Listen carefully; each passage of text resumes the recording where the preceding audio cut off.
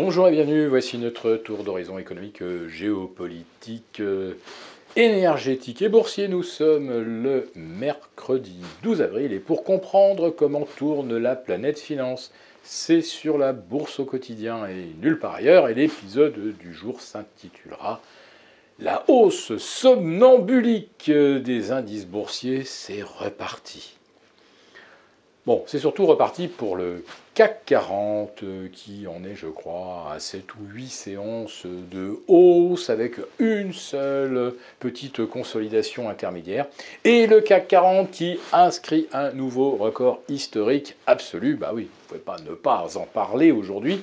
On est allé au-delà de 7430 alors que ça pouvait bloquer assez logiquement autour de 7390.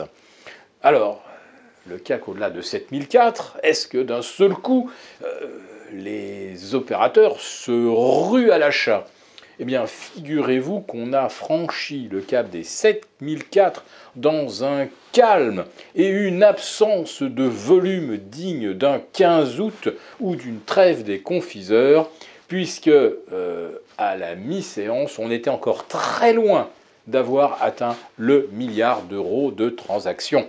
Ça monte complètement dans le vide et ça monte comme d'habitude avec les valeurs du luxe, plus 2 ou 3 autres incontournables de type Air Liquide ou Engie. Tiens, Engie, un exemple vraiment marquant de ce à quoi on assiste depuis fin mars, 11 séances de hausse consécutives sur Engie.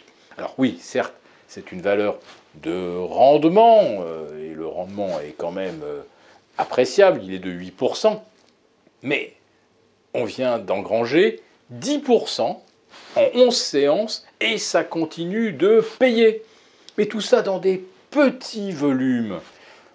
Étrange marché tout de même, et qui, comme je le disais dans le titre, semble à nouveau se lancer dans une hausse complètement somnambulique, on va dire peut-être même un petit peu en solitaire.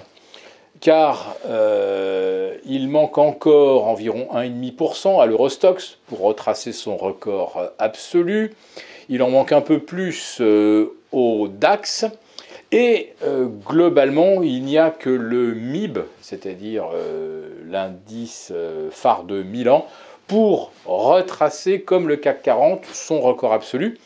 Mais il en manque encore environ 0,4 ou 0,5 pour retracer exactement ces sommets du 5 janvier 2022. Et oui.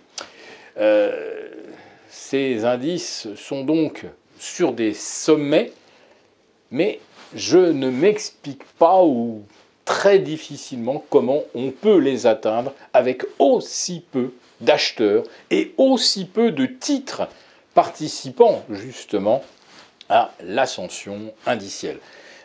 Aux États-Unis, c'est particulièrement frappant. Le S&P 500 est remonté de 3007 à 4100 avec 10 titres. Et encore, parce que 10 titres, ça représente peut-être 15 ou 20% de l'indice. Mais en réalité, la hausse du S&P, c'est les 5 titres, ce sont les 5 GAFAM. Les autres, on les mentionne parce que oui, ils ont des performances depuis le 1er janvier qui sont appréciables.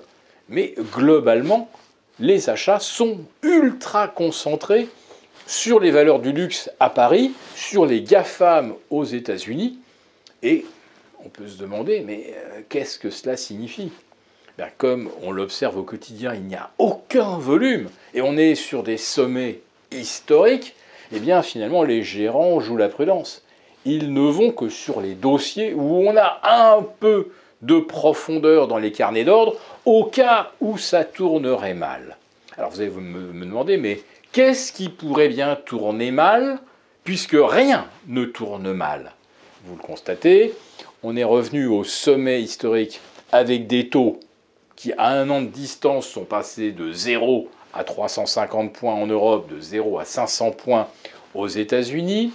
on est revenu sur les sommets avec des bénéfices qui étaient sur une pente de plus 20 début 2022 et qui sont maintenant sur une pente de moins 5 à moins 7 en 2023.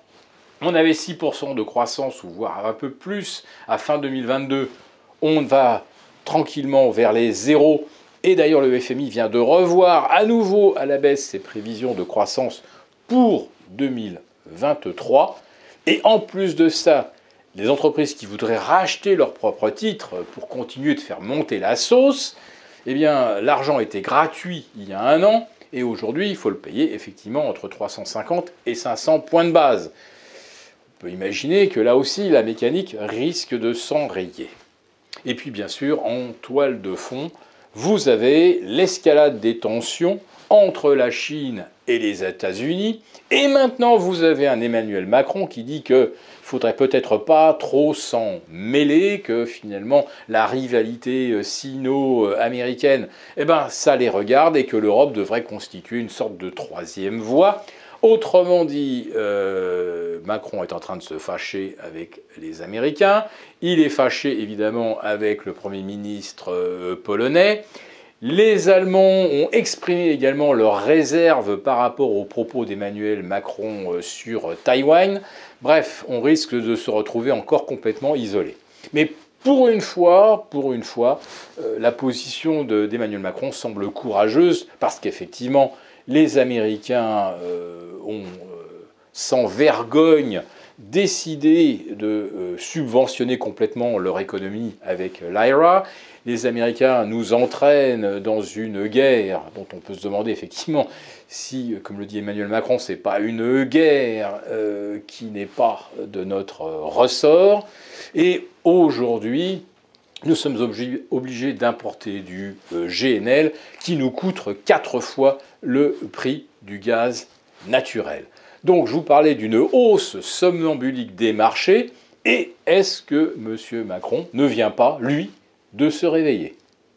Si cette chronique vous a plu, n'hésitez pas à nous mettre un pouce et rendez-vous vendredi pour un live avec les abonnés de La Franchie.